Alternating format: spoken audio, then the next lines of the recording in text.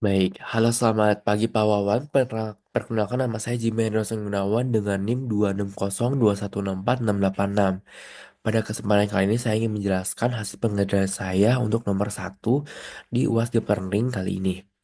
Sebelumnya kita bisa lihat ketentuannya. Di sini sudah disediakan ada datasetnya di GitHub dan karena NIM saya NIM genap dan laki-laki, maka dari itu saya menggunakan kelasnya hanya code dan sandal.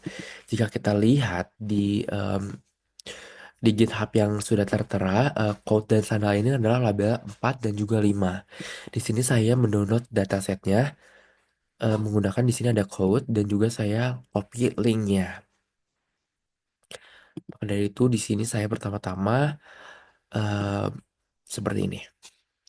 Datasetnya di Fashion Miss, kita download, ada training, data, tes. Dan setelah kita download, kita tampilkan hasil dari si datasetnya gitu.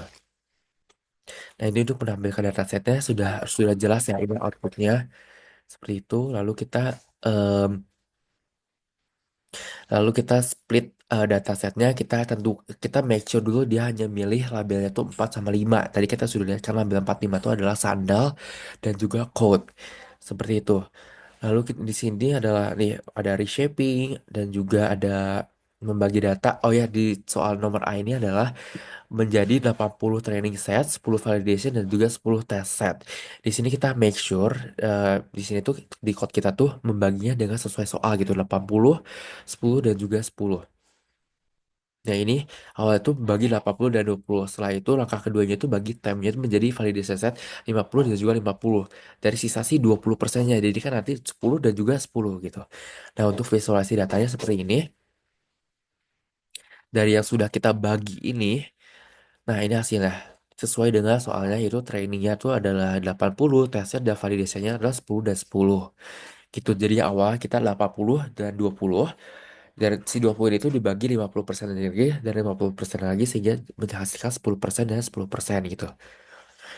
Nah ini, seperti ini. Dan yang masuk ke bagian 1B, kita membuat arsitektur baseline untuk dimension reduction dari dimension 784, 28 kali 28. Oke, di sini kita udah buat arsitektur auto encodernya dan jangan lupa menggunakan structural similarity index atau SSIM pada testset. Dan ini ada contoh code-nya, ini ada decodernya, ada auto encodernya. Dan di sini kita membuat model si auto encodernya juga dan di sini kita menampilkan model summary-nya gitu seperti ini. Nah, ini kita lihat 28 ke 28. Nah, seperti itu ada 14 kali 14 kali 32. Ini sama kayak seperti di soal kita bisa lihat nih ya. 14 14 32, 14 14 32. Lalu ada 128, 128 seperti itu. Ini saya menggunakan layer dance. Oke, seperti itu. Lalu di decoder juga nih sama ya.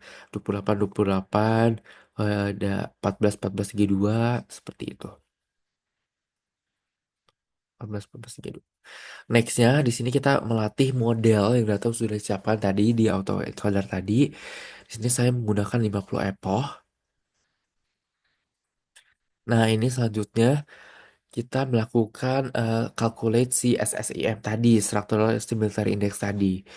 Dan kita sudah menghitung untuk SSIM score-nya untuk si auto encoder ini tuh adalah 80. Nih, kita bisa 0,8. Lalu kita tampilkan lagi nih setelah dia setelah kita rekonstruksi, kita tampilkan apa sih contohnya, apa sih gimana gitu kan. Ini kita membandingkan gambar asli dan juga yang setelah kita rekonstruksinya. Nah, kita bisa lihat di sini ada originalnya tuh yang seperti ini dan rekonstruksinya itu seperti kayak blur-blur pecah menjadi pixel-pixel gitu.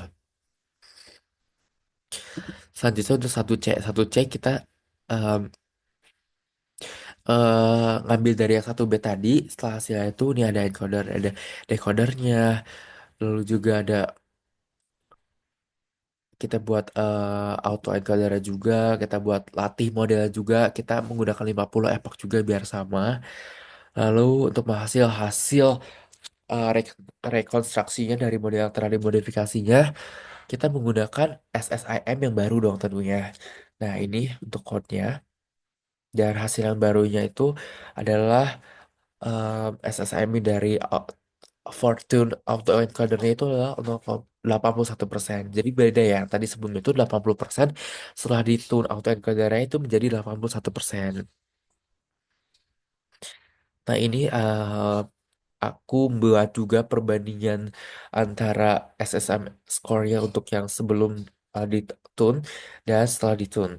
Ini autoencodernya dan setelah di auto tune-nya seperti ini. Yang sebelumnya itu kan 80% dan setelahnya itu adalah 81%. Nah, ini tour and calendar tuh lebih baik nih. Karena kan 81% itu lebih baik karena penyesuaian parameternya itu lebih baik. Teknik regulasinya juga lebih baik. Lalu arsitektur model juga yang tadi kita lihat itu lebih baik. Nih, lebih kayak terstruktur gitu dibandingkan yang sebelumnya tanpa di tune-nya.